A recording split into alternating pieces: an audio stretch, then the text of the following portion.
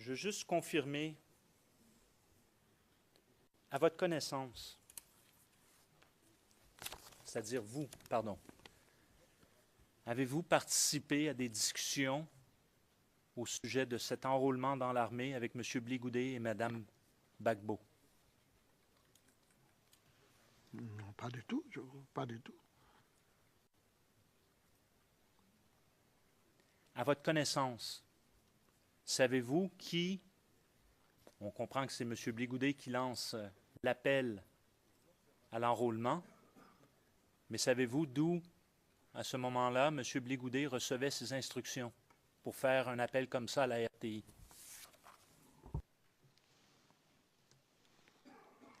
Sur le procureur, je ne peux pas savoir tout ce que Bligoudé faisait. Je ne peux pas savoir. Très bien. On va revenir. On revient. Nous sommes à la minute.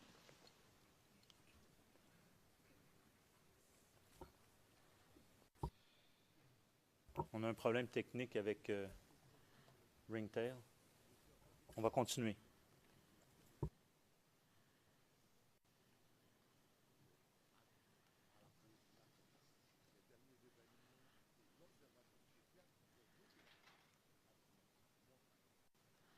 J'aimerais discuter maintenant de la fuite de M. Bligoudé. Qu'êtes-vous en mesure de nous dire par rapport à cela? Que savez-vous? Je ne sais pas trop dans la fuite de M. Bligoudé. Je ne sais pas trop. Ce qui est sûr, on a appris qu'il était parti. Mais comment il est parti, je ne sais pas. Quand avez-vous appris qu'il était parti? Je crois une semaine avant le 11, avant que le président Gbagbo soit pris. Comment l'avez-vous appris? Je l'ai appris par la bouche de la jeunesse. Tout le monde en parlait en ville. Tout le monde en parlait.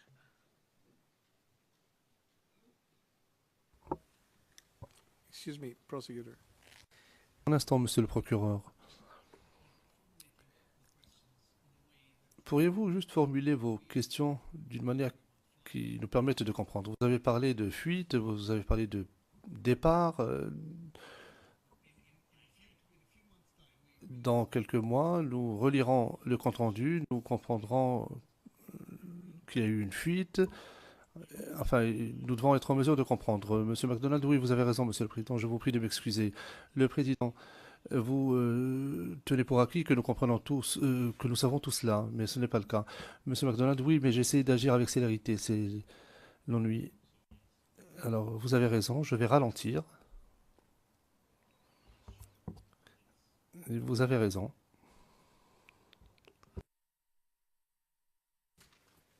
À votre connaissance, lorsque M. Bligoudé a pris la fuite, où est-il allé?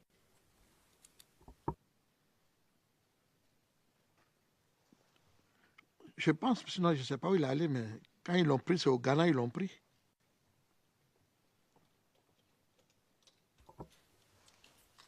Donc, il a quitté la Côte d'Ivoire avant la fin de la crise post-électorale. C'est bien cela? Oui.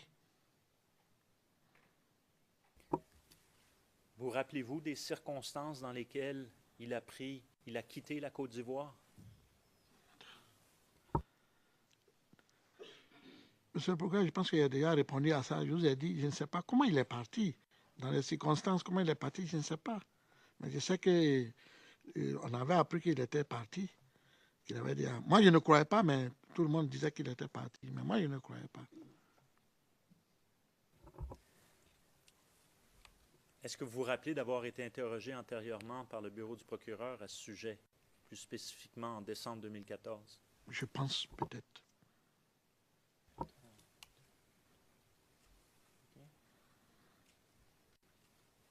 Vous rappelez-vous ce que vous avez dit à ce moment-là au sujet du départ de M. Bligoudé, les circonstances dans lesquelles ça s'est fait? Monsieur le procureur, et il faut que nous soyons, je vous ai dit, et je viens de répéter, Blé Goudé, depuis la crise avait commencé, on ne se voyait plus. La manière qu'il est parti, je ne sais pas, je vous ai dit, j'ai appris comment il est parti. Qu'il a fui, il est parti. C'est ce qu'il est. Je n'ai pas dit que je suis témoin comment il est parti. J'ai dit, c'est ce que les gens disent, comment il est parti. C'est ce que je vous ai dit.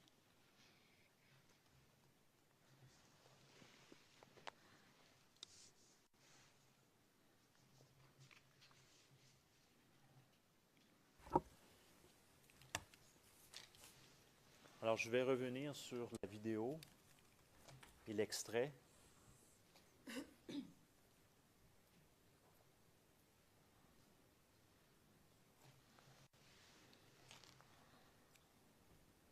Non.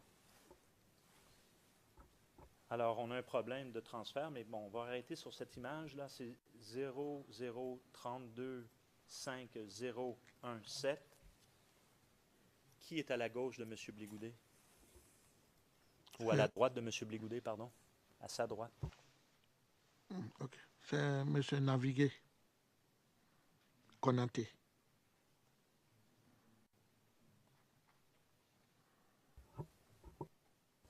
Très bien.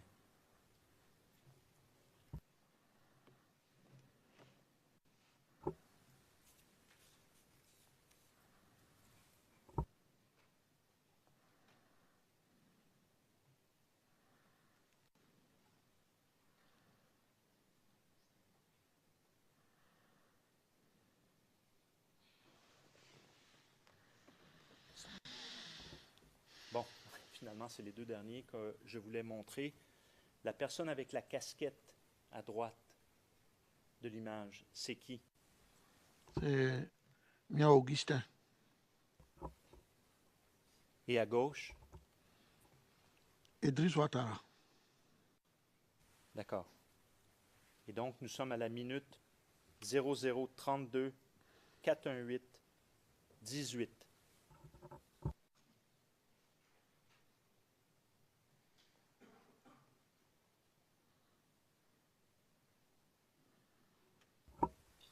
Avez-vous eu connaissance d'un dernier grand meeting le 26 mars 2011 à la place de la République, où il y a même eu un sit-in? Oui, je suis au courant qu'il y avait un grand meeting à la place de la République, mais moi, je n'étais pas. Est-ce que ça a été retransmis? Je crois très bien.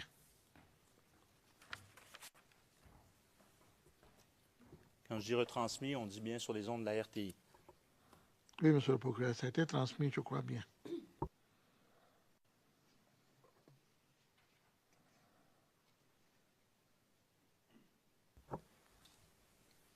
Et donc, c'est après cela que M. Blégoudet aurait pris la fuite. Monsieur le procureur, sincèrement, là, je ne sais pas si c'est après ça, ou 2 jours, 3 jours après, mais je pense qu'il a dû partir lorsque les gens avaient fini de prendre tout le pays et qu'il est resté à Abidjan. Il fallait qu'il sauve sa peau. Je crois bien. S'il était là, il n'était pas là, je ne sais pas. Comment il est parti, je ne sais pas. Pourquoi dites-vous qu'il fallait qu'il sauve sa peau?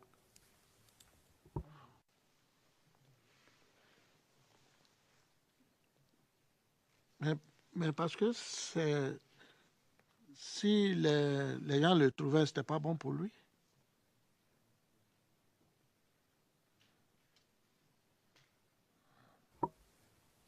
À votre connaissance, au moment de sa fuite, au moment où on ne le voit plus à Abidjan, est-ce qu'il est toujours en contact avec les jeunes patriotes? Et si oui, comment? Ça, je ne sais pas.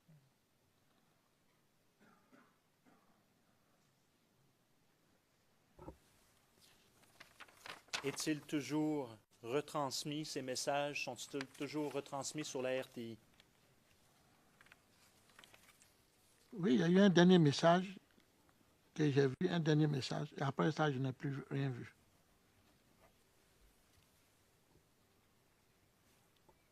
Si vous me permettez un instant.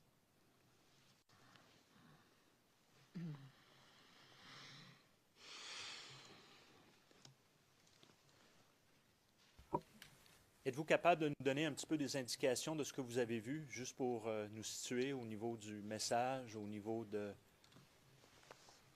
l'extrait en tant que tel que vous avez vu? Je ne peux pas vous dire ce qui a été dit, je ne me souviens pas, mais je sais qu'il y a eu un message où je crois qu'il était en débardeur, je crois bien. Mais le contenu du message, je ne me souviens pas. Et c'était son dernier message. C'est là que je ne l'ai plus vu.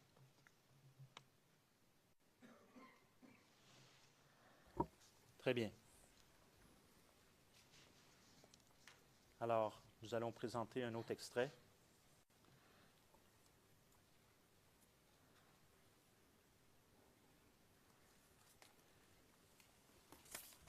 Alors, l'extrait est à la pièce, toujours CIVOTP 0064-0131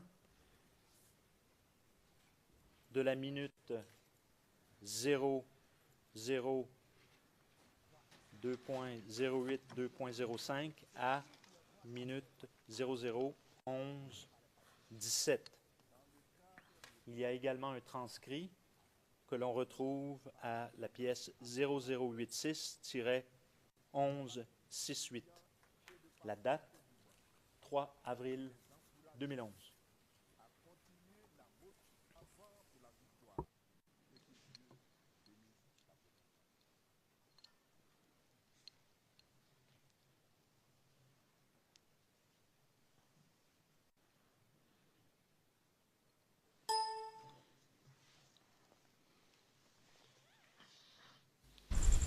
Chers Ivoiriens, chers patriotes, depuis quelques jours, les rebelles et entrés dans plusieurs villes de la Côte d'Ivoire.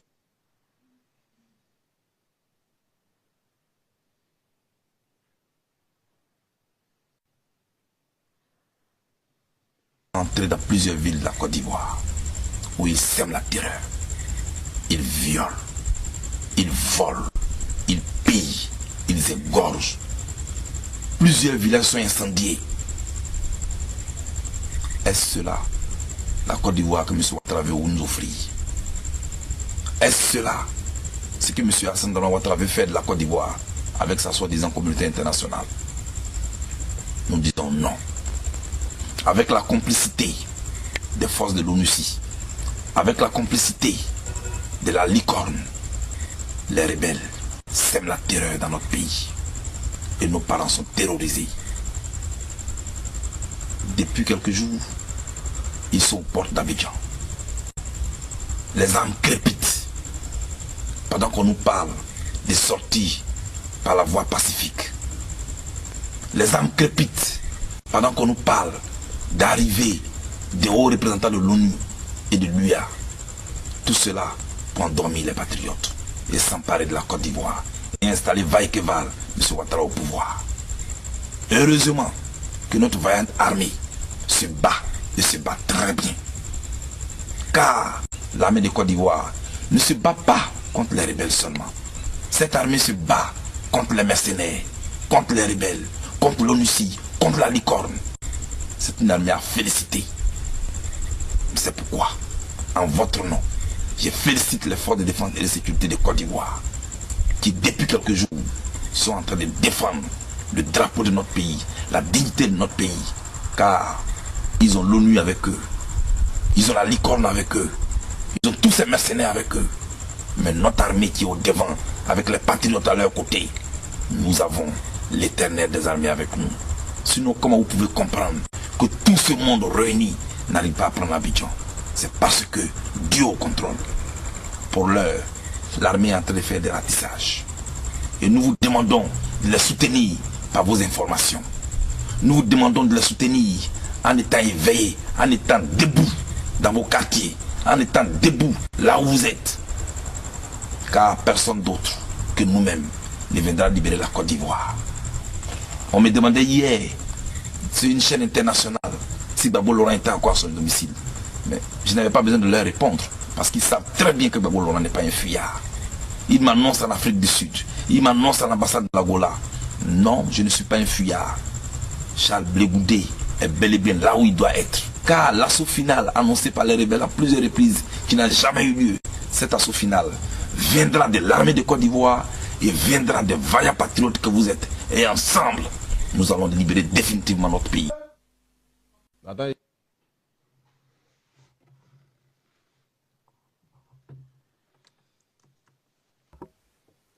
Monsieur le témoin, est-ce la vidéo à laquelle vous faisiez référence, Monsieur Blé Goudé, avec le débardeur?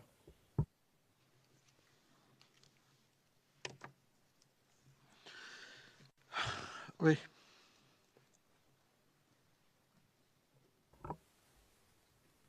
J'aimerais maintenant revenir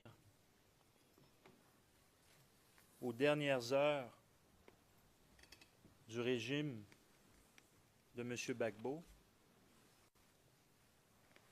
Et durant cette même période, donc, que ce message de M.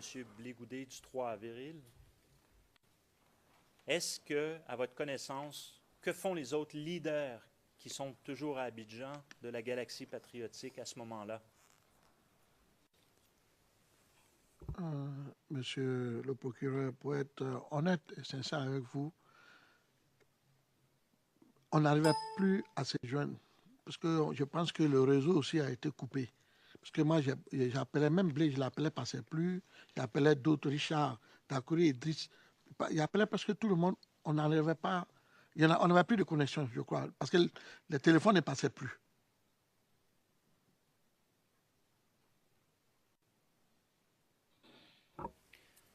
Et la RTI, est-ce qu'elle passait toujours? Après le passage de Blé, je crois 2 jours, 3 jours après, ça passait plus, je crois bien. Y a-t-il eu des appels de la part de leaders patriotiques d'aller se diriger à la résidence de M. Gbagbo? Je crois bien, oui, pour aller protéger la résidence, je crois bien, oui. Je crois bien, oui. Et ça, vous avez vu ça ou su ça comment? Par les informations, je crois. Par les informations, entre nous, on se communiquait pas par le téléphone. Par exemple, où j'étais, les messages venaient, les gens me disaient, ah, ils ont lancé un appel qu'on doit aller protéger la maison du président.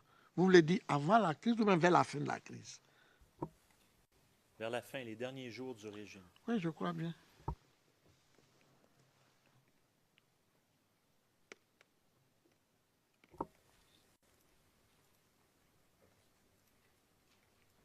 Alors, je vais maintenant montrer le dernier extrait, peut-être. Il s'agit d'une vidéo CIVOTP-0064-0130, pardon. Nous allons montrer quelques petits extraits de la minute 4:03 environ à 15:30. Alors, quelques petits extraits durant Et le transcrit se retrouve à la pièce 0086 11 57 à partir des lignes 1 jusqu'à la fin. Je vais vous demander, monsieur, de bien regarder et je vais revenir avec des questions.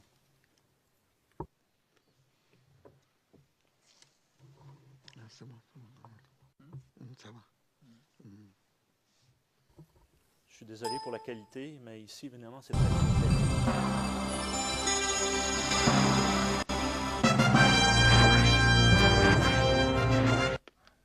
Dans ce combat qui oppose David à Goliath, la victoire de David n'est plus loin.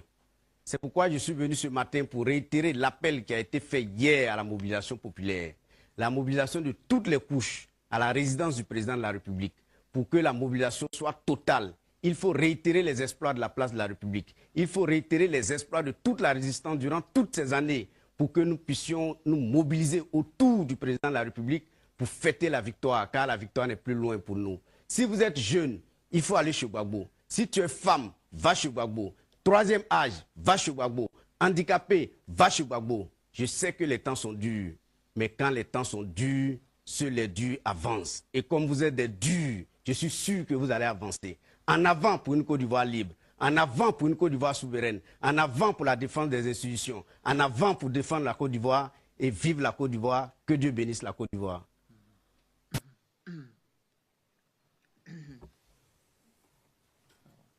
Est-ce que vous avez vu ça Oui. au moment où ça a été présenté sur la RTI? Oui. Alors, pour la date de présentation, c'était le 2 avril. Nous sommes arrêtés à environ 0,5 minutes 05 environ. Et la personne qu'on voit, est-ce que vous pouvez la nommer? Oui, c'est M. Konaté Navigué. Je veux mentionner qu'il y a une erreur dans le transcrit au niveau de l'identification. Il est indiqué le nom d'une autre personne, mais effectivement, il s'agit bien de M. Konaté Navigué. C'est une erreur de notre part. Alors, je le note et on pourra redivulguer un transcrit corrigé en bonne et due forme. On va poursuivre, Monsieur le témoin. Oui. Et nous allons sauter à la minute.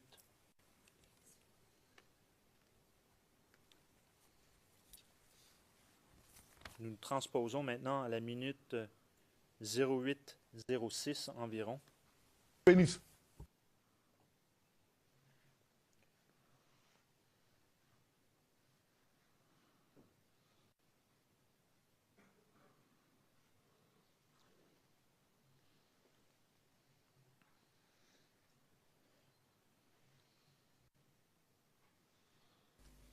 Ivoiriens, Ivoiriennes, chers frères et sœurs,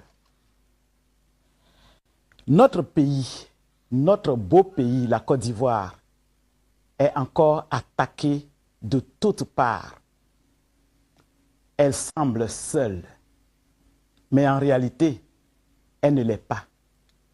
La Côte d'Ivoire est avec la plus grande armée du monde, l'armée de l'Éternel. C'est pour cela qu'en ce jour, ensemble, nous louions, nous bénissions le nom de l'Éternel. Les terroristes sont venus nombreux, par milliers, pour voler, pour tuer, pour violer, pour incendier des êtres humains, des villages entiers. Mais notre vaillante armée a réussi à les repousser. C'est pourquoi je voudrais, avec toute la Côte d'Ivoire, digne, saluer de façon chaleureuse, de façon spéciale, les forces de défense et de sécurité de Côte d'Ivoire, leur dire merci et les féliciter pour le travail qu'elles ont fait. C'est à notre tour, population de Côte d'Ivoire, femmes de Côte d'Ivoire, filles de Côte d'Ivoire, hommes de Côte d'Ivoire, jeunes, vieux, vous tous qui militez pour la souveraineté de la Côte d'Ivoire, pour la dignité du peuple ivoirien, c'est notre tour de nous mobiliser, nombreux, à la résidence du chef de l'État. Nous devons rester.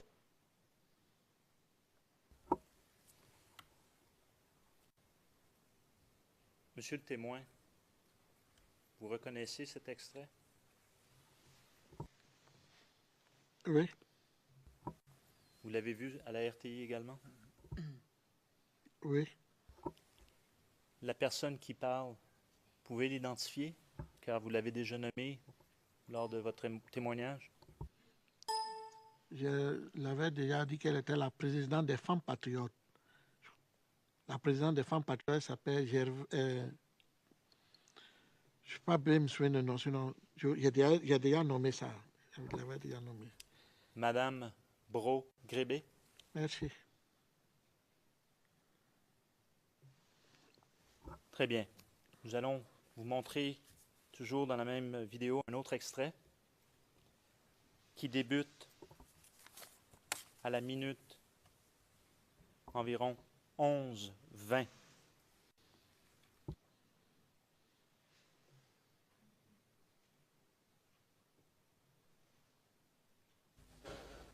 Ivoirienne, Ivoirien, jeune patriote amoureux de la Côte d'Ivoire. Nous nous sommes battus pendant 9 ans pour libérer notre pays parce que les Ivoiriens ont cru en la Côte d'Ivoire, en ses potentialités et en ses richesses. Nous nous sommes battus pendant 9 ans parce que les Ivoiriens ont su que c'est à cause de leurs ressources naturelles, donc gratuites de Dieu, que les puissances étrangères nous ont déclaré la guerre. Nous nous sommes battus pendant 9 ans parce que les Ivoiriens ont refusé de vivre dans l'abondance et dans la servitude et ont choisi d'être dignes même dans leur pauvreté. Aujourd'hui, nous sommes au bout du tunnel. La victoire est à notre portée. Mais une dernière bataille, c'est encore imposé à nous. C'est la bataille que je pourrais appeler la bataille de Kirina. À cette bataille-là, donc, nous invitons tous les Ivoiriens qui ont encore foi en la lutte, tous les jeunes patriotes qui savent que nous avons mené la lutte pour la remporter. Nous avons mené la lutte parce que nous savions que nous allons gagner, de se mobiliser, de ne pas se laisser terrer dans la peur, de ne pas se laisser abattre par les intimidations, de ne pas se laisser emporter par les petites menaces et de se mobiliser pour se rendre massivement dès cet instant où l'on se l'appelle devant la résidence du chef de l'État. Alors, la minute, c'est 12:36. 10. Vous reconnaissez? Oui. C'est qui? Je l'avais surnommé, il a un surnom Trémin. Serge Kofi? Serge Kofi.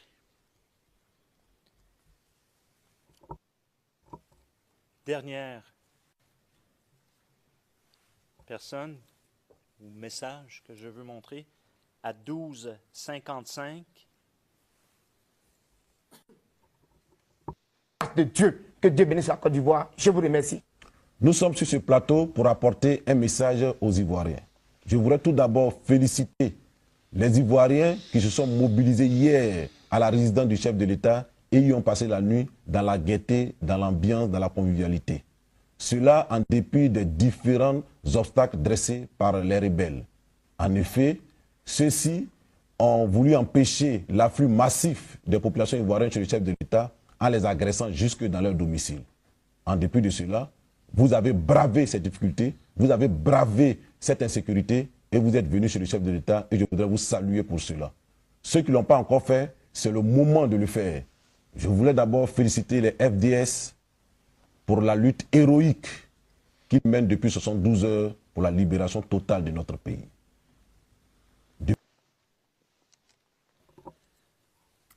C'est qui? M. Dambara Picasse. Et je vais présenter un dernier extrait de cette vidéo à partir de... Alors, nous sommes arrêtés à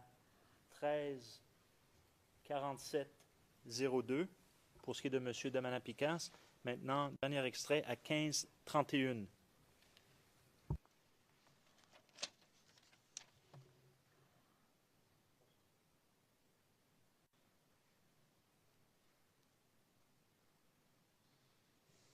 Normal. Que Dieu bénisse la Côte d'Ivoire. Après ces derniers jours de vaillantes victoires, vous avez aujourd'hui l'occasion de vous remobiliser. N'ayez peur de rien. Au contraire, aujourd'hui, l'ennemi a peur de nous, a peur de notre mobilisation.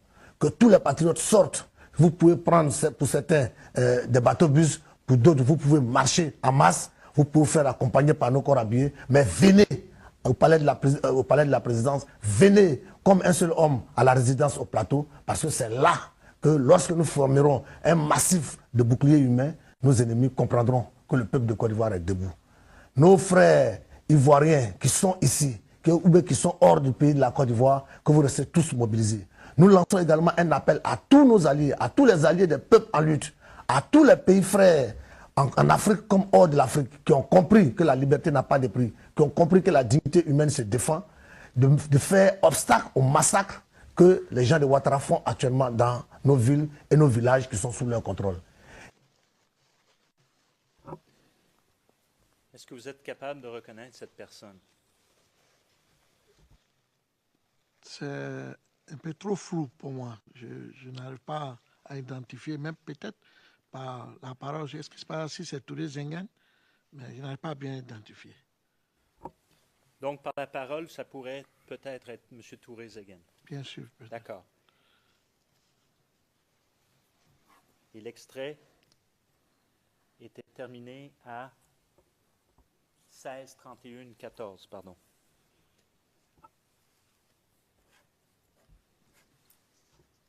Your Honor, the prosecution. Monsieur le Président, l'accusation a demandé la diffusion de ces vidéos et elle va demander le versement au dossier de l'ensemble de ces extraits. Si cela ne vous ennuie pas, la demande pourrait se faire pour l'ensemble de ces extraits. Le Président, absolument. Rendre à la résidence pour servir de bouclier humain. C'est ce que, à ce moment-là, on voit les leaders de la galaxie demander.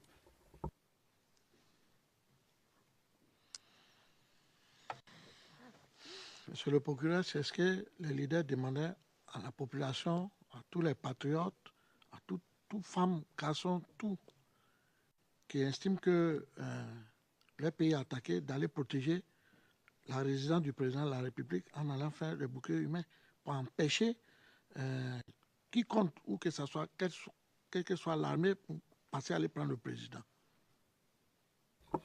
Cette vidéo est datée du 2 avril et on voit que la mobilisation date depuis hier, selon ce que M. Damana Picasse mentionne, donc depuis le 1er avril. À votre connaissance, êtes-vous allé à la résidence à ce moment-là et avez-vous constaté le bouclier humain? J'ai fait un tout, mais je n'ai pas duré. Et qu'est-ce que vous voyez? Non, j'ai vu la mobilisation, quelques parages, quelques mobilisations à la rentrée, tout ça. Et puis j'ai fait demi-tour pour revenir à la maison parce que dans la vie d'Abidjan, dans ces périodes, ça tirait dans les différents quartiers aussi.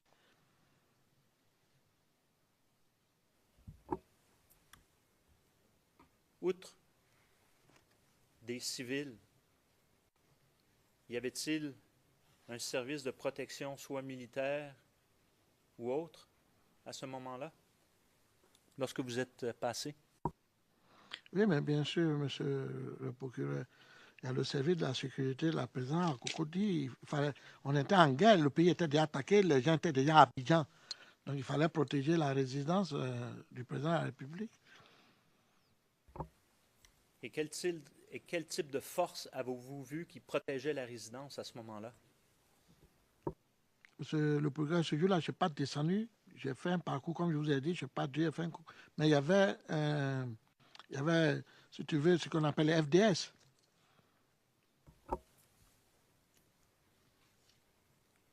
Outre les FDS, est-ce qu'il y avait d'autres types? Y avait-il des groupes d'autodéfense, comme vous avez mentionné plus tôt dans votre témoignage?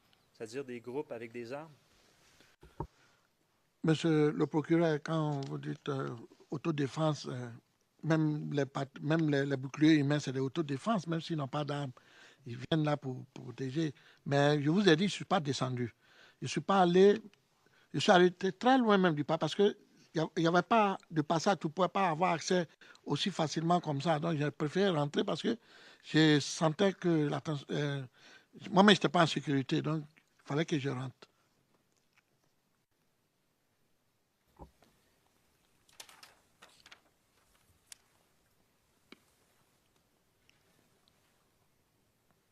J'aimerais juste parler rapidement du palais présidentiel. Avez-vous déjà visité les caves du palais présidentiel durant la crise ou avant? Les caves, ça veut dire... Le sous-sol, pardon. Non, je ne suis pas allé au sous-sol. En êtes-vous certain? Je crois bien. Parce que... Pas la résidence, le palais. Ah, ok. Oui, j'ai été au palais. Je vais toujours au palais. Mais au sous-sol du palais. Au sous-sol, c'est là, je vous dis, là, où il y a balle perdue, là, où on fait les réunions, c'est là le sous-sol. Mais en dessous? En dessous? Oui. Non. On a visité ça? Non. Vous voulez parler où les armes étaient gardées, là? C'est pas de ça que vous voulez parler? Oui. Oui, bien sûr. Mais puisque les armes ont été trouvées là-bas, est-ce que cette question-là, les armes ont été trouvées là-bas après la chute du président Gbagbo, non?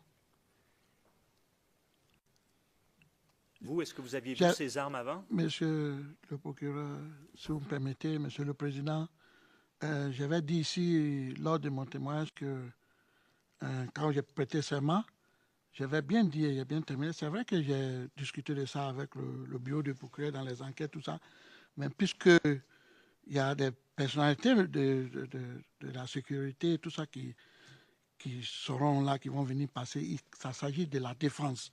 Je ne suis pas mêlé à ça. Je souhaiterais que tout ce qui concerne les armes et ça, que je ne parle pas de ça. S'il vous plaît, monsieur le président.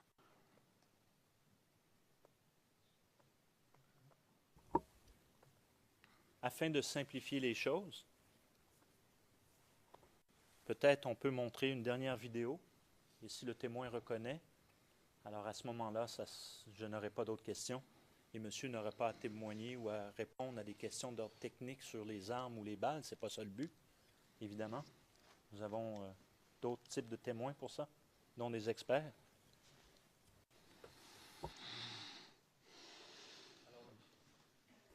La vidéo que j'aimerais montrer maintenant est la vidéo 0048-1651 à partir du début.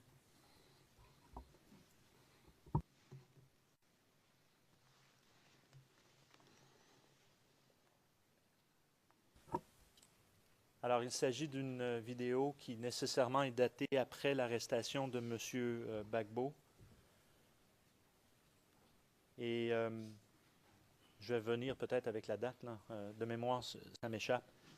Il s'agit du palais présidentiel.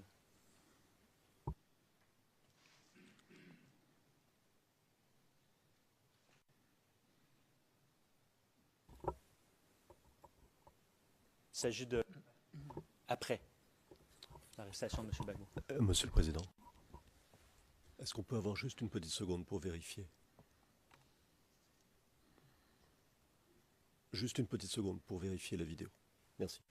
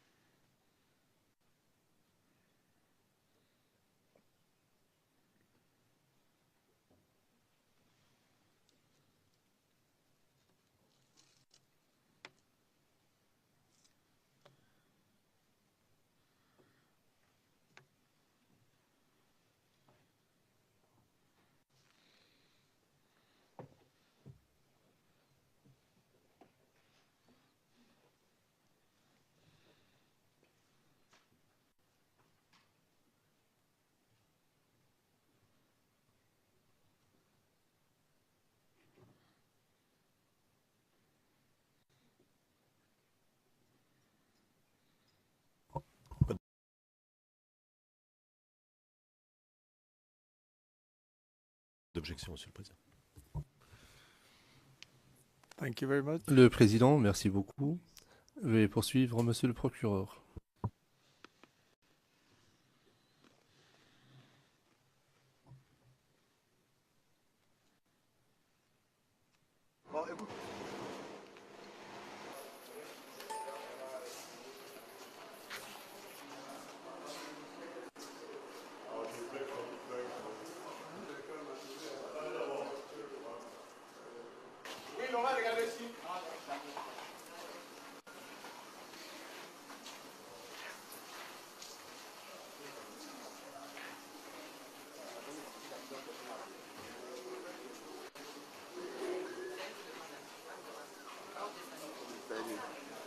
Oui, c'est ça.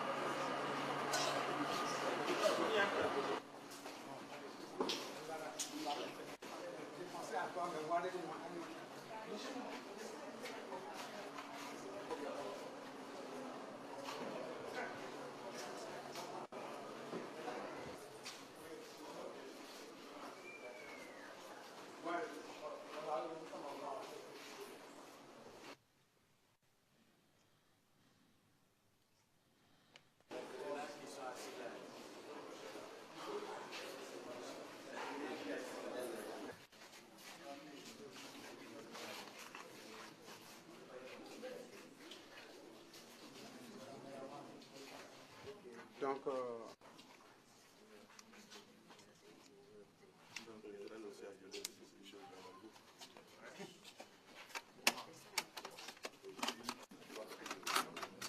c'est la munition de 5,56. Voilà.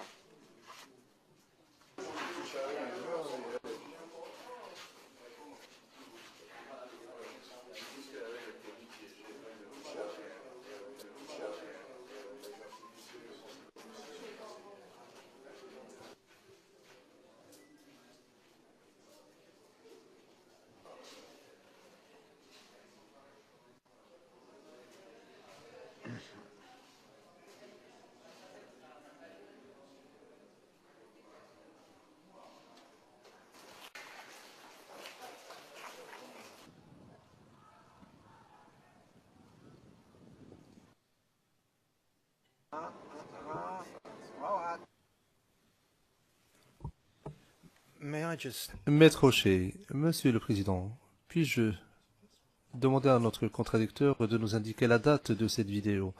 Il nous a indiqué que c'était juste après l'arrestation de Monsieur Gbagbo, mais nous n'avons pas la bonne date d'après les documents qui nous ont été communiqués. Le juge président de Monsieur Gbagbo. Gbagbo. Maître Rocher, Laurent Gbagbo, oui, Gbagbo.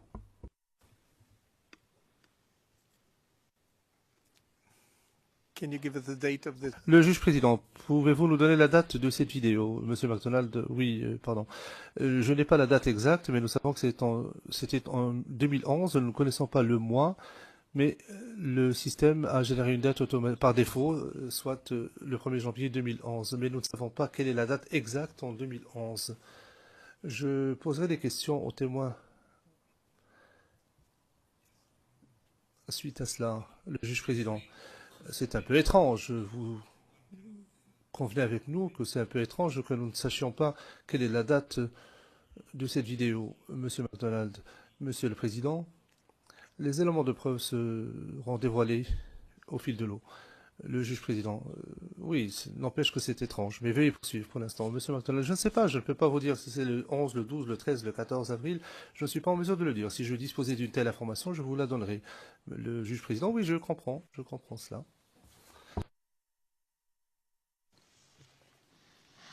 Oui, monsieur le procureur. Est-ce que vous avez déjà vu ça au sous-sol, au palais présidentiel, pardon?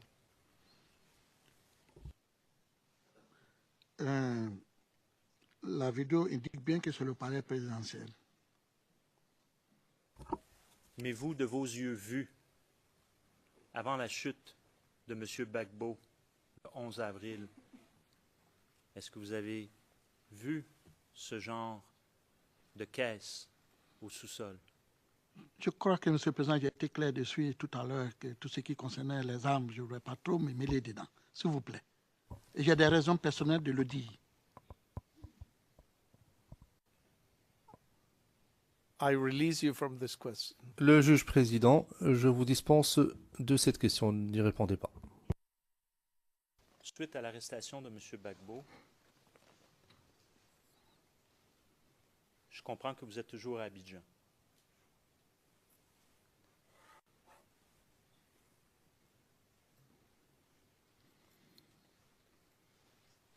Est-ce que vous avez participé? Qu'avez-vous fait dans les jours, les semaines qui ont suivi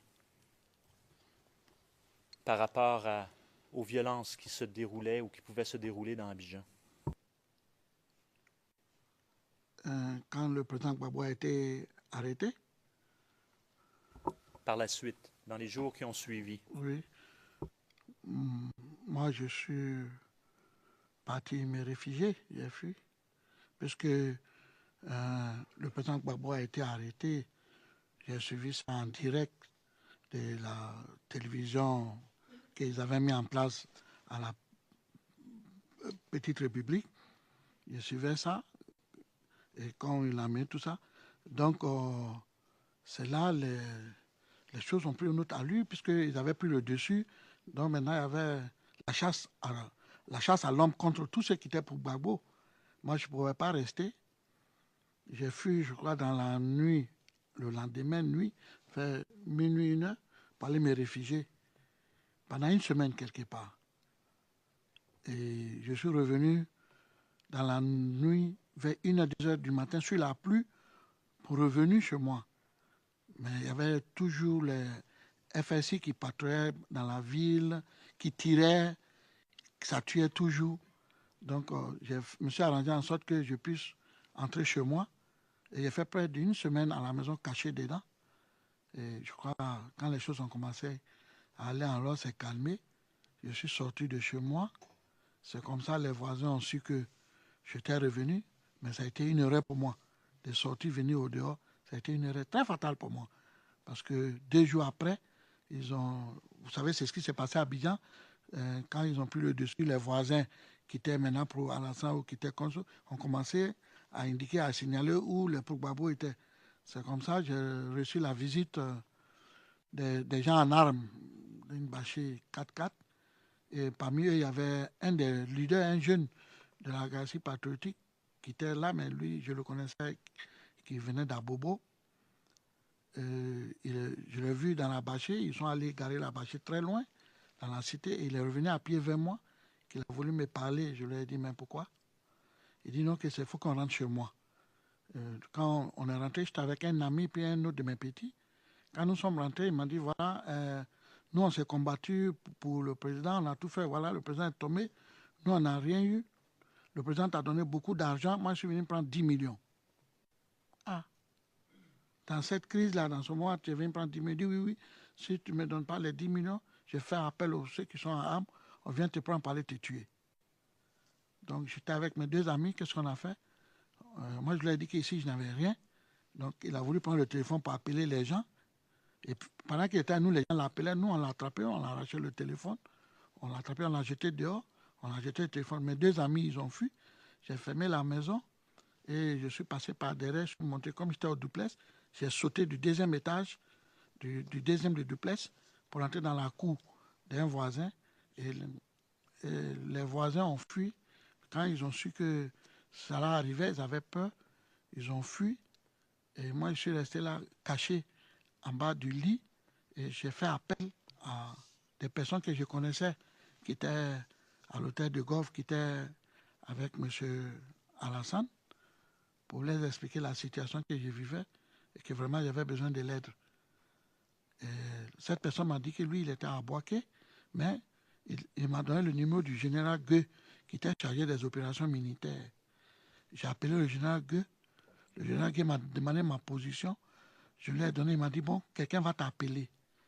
C'est ainsi, Moro m'a appelé, le petit frère de le commandant Ouattara m'a appelé. Et je lui ai donné ma position, il m'a dit, lui, il est au déplateau, il ne peut pas venir vers moi. Mais que Zakaria va m'appeler. C'est ainsi, Zakaria m'a appelé. Quand j'ai donné ma position à Zakaria, Zakaria m'a dit, non, lui, j'ai à Djamé. Mais Ouattara va m'appeler. C'est comme ça. D'abord, le monsieur que j'ai appelé à Boaké m'avait donné le numéro du chef cap de Soro Guillaume, Seydou, M. Seydou. Donc, Seydou m'a donné le numéro de sa sœur. Et quand sa sœur m'a appelé, c'est elle qui a commencé à me donner les numéros des autres commandants. Donc, c'est comme ça, Ouattara m'a appelé, Ouattara m'a demandé ma position, il a donné. Il m'a dit, bon, ne bouge plus, on vient te chercher. C'est là que je suis resté 1 heure après. Ils sont arrivés dans la cité avec 2 chars de guerre, et 2 4x4 et plein de militaires. Et ils m'ont appelé pour me dire que je pouvais sortir, que l'endroit était sécurisé. Et quand je suis sorti, celui qui était venu me chercher, il s'appelait Bema. Bema, moi, j'avais déjà eu affaire à lui à voir. Donc, quand il m'a vu, il est tombé. Parce qu'il était dépassé que c'est moi, il vient pour sauver. Il m'a dit, mais est-ce que c'est pas une erreur? J'ai dit, pourquoi? Il dit, mais pourquoi c'est toi, nous avons devenu te protéger, te sauver?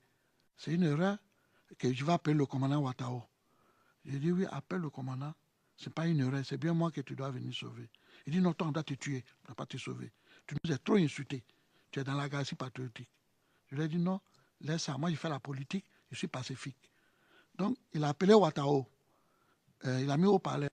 Il a dit au commandant Ouattara, il dit, mais commandant, est-ce que tu sais qui nous envoie venir chercher ici pour sauver là?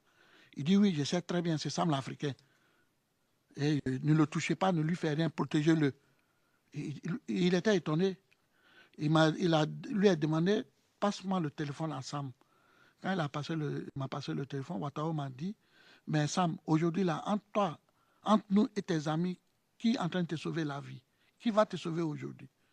J'ai dit, c'est vous. Il dit, mais tu as passé tout notre temps en train de m'insulter. J'ai dit, mais Ouattara, moi, personnellement, je ne t'ai jamais insulté. Même quand j'ai appris qu'il y avait le problème à l'hôtel de golf, j'avais appris que tu étais mort, je t'ai appelé. Il m'a dit, oui, oui. J'ai dit, donc, moi, je ne t'ai jamais insulté. Il m'a dit, bon. Puis il a donné l'ordre aux gens de me protéger, de mettre des militaires, de me garder là chez moi, de protéger ma maison, en entendant qu'il va recevoir d'autres instructions qui me concernaient. C'est comme ça, moi, j'ai eu la vie sauve, monsieur le procureur.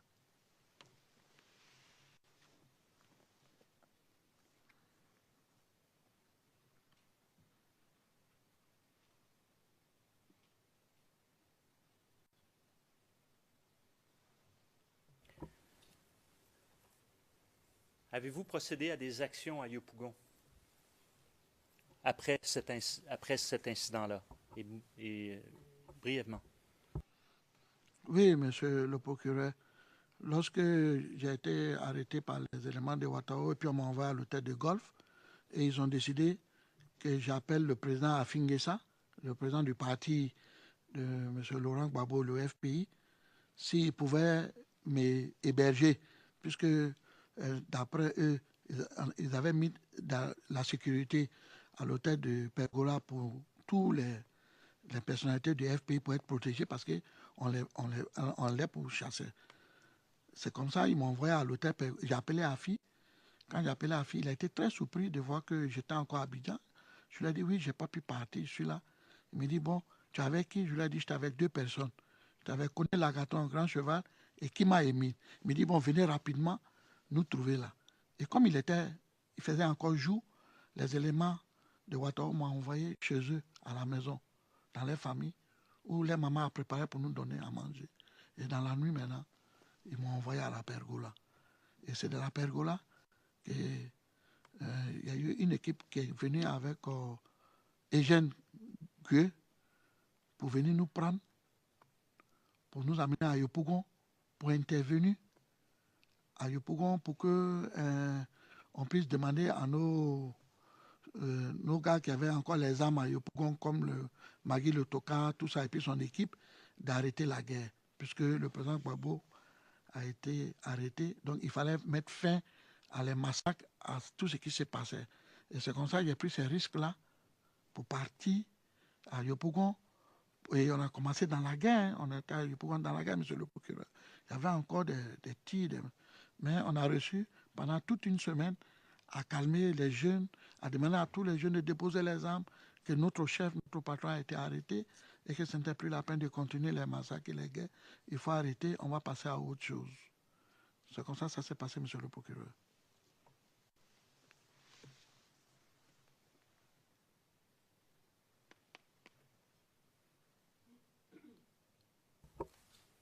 Magui Le Tocard, justement, c'est qui? Magui Le Tocard, tout Abidjan le connaît, tout Yopougon le connaît, toute la Côte d'Ivoire le connaît. C'est un responsable des jeunes de autodéfense.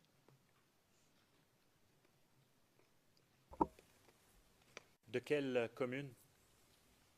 Et même plus précisément, de quel endroit dans cette même commune? Il était à Yopougon. Bon, Yopougon est tellement vaste, il y a plusieurs quartiers, mais je sais qu'il était à Yopougon vers Trois-Rouges, quelque chose comme ça, je pense bien.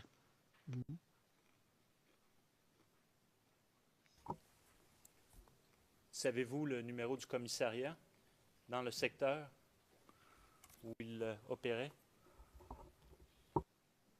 Yopougon, il y avait plusieurs commissaires, je crois qu'il y a 6e, 19e, je crois, 6e, 19e. Il y a plusieurs commissariats. Je ne peux pas bien... Donc, c'est un groupe d'autodéfense. Vous avez dit qu'à ce moment-là, ils ont les armes, certainement. Oui, monsieur le procureur, nous, on a trouvé beaucoup d'armes avec eux. Ils avaient des armes, ils étaient armés.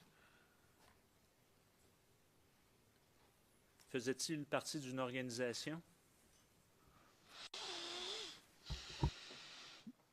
Je ne peux pas savoir s'il avait une organisation qui avait un nom, mais je sais que nous, on les prenait pour les jeunes d'autodéfense. Je pense bien. Et ces jeunes d'autodéfense faisaient-ils partie de la galaxie patriotique? Monsieur le procureur, vous savez, les jeunes d'autodéfense, la galaxie patriotique, ce ne sont pas des structures. Ce pas des structures, c'est des noms, par exemple. On dit la galaxie patriotique, c'est des noms qui est donné à la galaxie patriotique, à les jeunes leaders. Et l'autodéfense aussi, c'est des jeunes. Donc, ce n'est pas comme on vous disait FFDS ou vous disiez la police ou la gendarmerie. Non. Ce ne sont pas des structures légales qui ont des noms. Non, je suis désolé. Et puis, Magui Le Tocard, moi, pour la première fois que j'ai entendu parler de lui il y a longtemps, mais la première fois que je l'ai rencontré, c'est quand nous sommes allés à Yopougon. C'était ma première fois de le voir. Au mois d'avril 2011? Oui. Oui, monsieur le procureur. Êtes-vous bien certain de cela, monsieur le témoin? Oui, oui, oui. Avant cela, vous ne l'avez jamais Non, rencontré? Magui Le Tocard, j'entendais parler de lui, mais je ne l'ai jamais vu physiquement.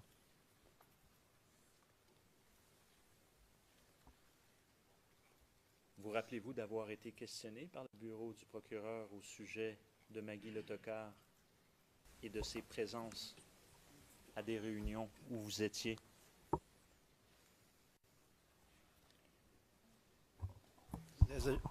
Maître Rocher. Pardon. Allez-y, allez-y. Maître Rocher, il y a une différence entre le fait de rafraîchir la mémoire du témoin, le juge président interrompant, ça ne peut pas être toujours le même problème. Nous parlons toujours du même sujet. Maître Rocher, est-ce que mon contradicteur sera autorisé à contester la crédibilité de son propre témoin? Le témoin a déjà apporté une réponse claire. Qui plus est, est-ce que vous allez autoriser mon contradicteur à contester la crédibilité du témoin en faisant référence à sa déclaration? Oui, monsieur le président, c'était la même objection.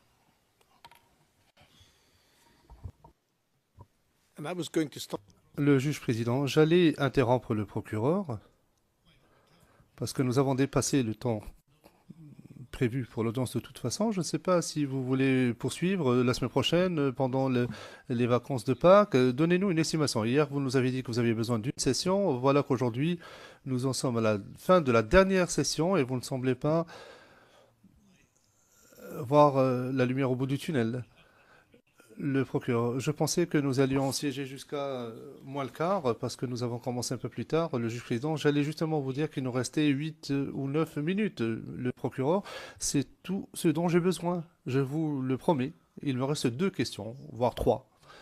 Le procureur, le juge président, à part celle que vous avez déjà posée, passez à la prochaine. Pardon, monsieur le procureur? Êtes-vous en mesure de reconnaître M. Magui Le Tocard si on vous montre une photo de ce dernier? Oui, bien sûr. J'ai fait une semaine avec lui, je le reconnais. Alors,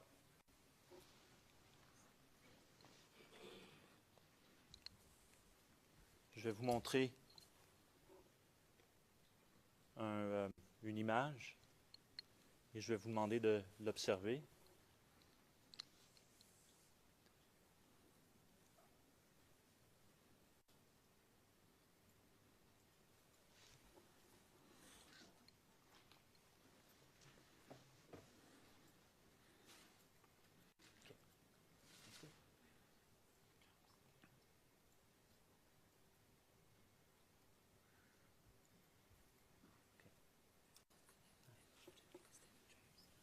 Nous ne pouvons pas l'agrandir parce que la photo, mais on peut la montrer sur EV2. Est-ce que vous reconnaissez cette personne? Oui. C'est qui? C'est Magui Le Tocard. Très bien. Alors, la minute précise.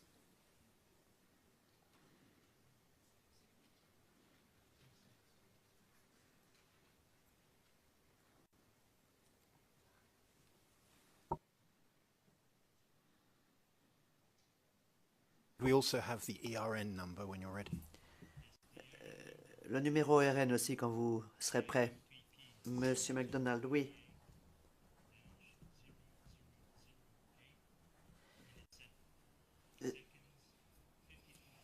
CIV OTP 0028-0008 à 52 secondes. Monsieur le témoin, on nous a montré tout à l'heure cet appel de M. Blé-Goudet retransmis sur la RTI à l'enrôlement le 19 mars. On a montré certains meetings et vous avez été témoin dans la crise de plusieurs meetings retransmis d'appels de M. Blé-Goudet à la RTI. À votre connaissance, d'où recevait-il ces instructions pour pouvoir passer sur la RTI comme ça et faire de tels appels?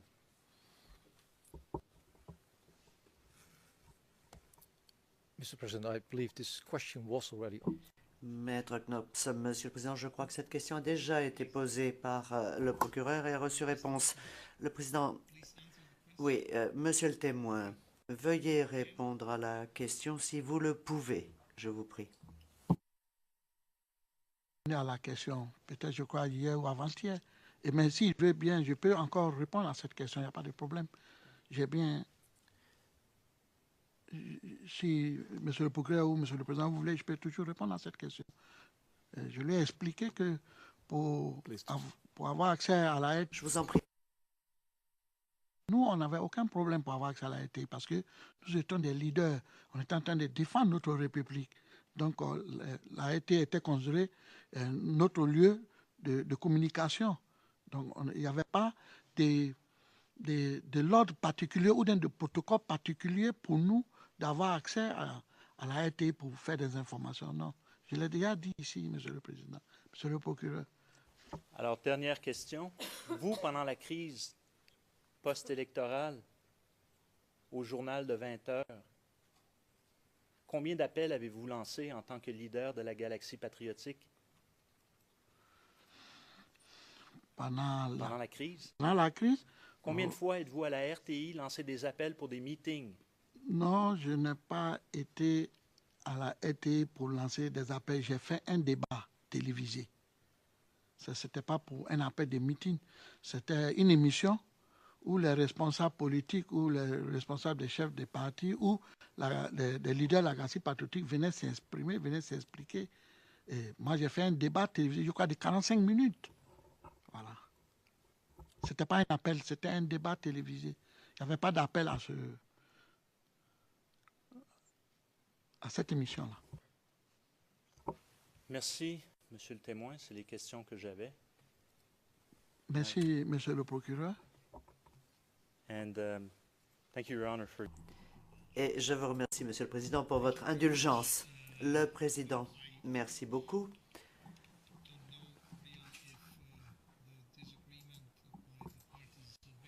Je ne sais pas finalement si le désaccord entre les parties est si important que cela,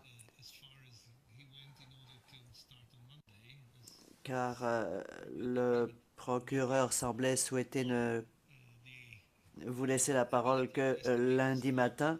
Il y a sans doute eu accord entre vous, ou alors c'est une insuffisance de la capacité du procureur à apprécier le temps dont il avait besoin. Mais quoi qu'il en soit, nous nous retrouvons dans cette salle à 9h30 lundi. Merci beaucoup.